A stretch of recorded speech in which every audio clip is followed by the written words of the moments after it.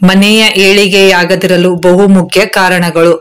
ಎಷ್ಟು ಕಷ್ಟಪಟ್ಟು ದುಡಿದರೂ ಮನೆಯ ಏಳಿಗೆ ಆಗುತ್ತಿಲ್ಲ, ಅಭಿವೃದ್ಧಿ ಆಗುತ್ತಿಲ್ಲ ಎಂದು ಚಿಂತೆ ಮಾಡುತ್ತಿರುವಿರಾ? ಈ ವಿಷಯಗಳನ್ನು ತಿಳಿದುಕೊಳ್ಳಿ.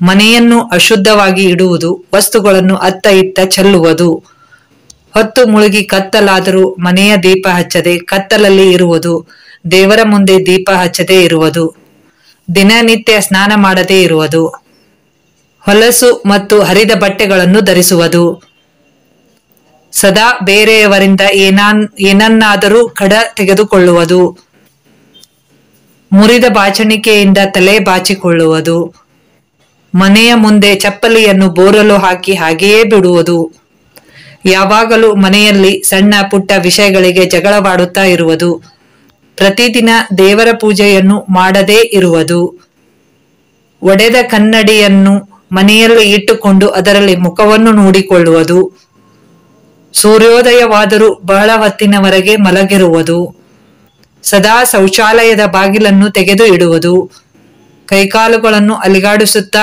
ಕುಳಿತುಕೊಳ್ಳುವುದು, ಮನೆಗೆ ಯಾರಾದರೂ ಅತಿಥಿಗಳು ಬರುತ್ತಿದ್ದಾರೆ ಎಂದು ತಿಳಿದು ಬೇಜಾರು ಮಾಡಿಕೊಳ್ಳುವುದು, ಅತಿಥಿಗಳಿಗೆ ಸತ್ಕಾರ ಮಾಡದಿರುವುದು, ಅಡಿಗೆ ಮನೆಯಲ್ಲಿ ವಿನಾಕಾರಣ ಪಾತ್ರೆಗಳ ಶಬ್ದ ಮಾಡುವುದು, ಮನೆಯಲ್ಲಿ ನಳಗಳು ಸೋರುತ್ತಿದ್ದರೆ ದುರಸ್ತಿ ಮಾಡಿಸದೆ ಹಾಗೇ ಬಿಡುವುದು, ಮನೆಯಲ್ಲಿ ಕೆಟ್ಟ ಪದಗಳನ್ನು ಬಳಸುವುದು, ದರಿದ್ರ, ಪೀಡೆ, ಶನಿ, ಬೇವರ್ಸಿ, ಬಿಕನಾಸಿ, ಹಲ್ಲು ಕಚ್ಚುವುದು, ಉಗುರು ಕಡಿಯುವುದು, ಹೊತ್ತಿಲ್ಲದ ಹೊತ್ತಿನಲ್ಲಿ ನಿದ್ದೆ ಮಾಡುವುದು ಮತ್ತು ಊಟ ಮಾಡುವುದು.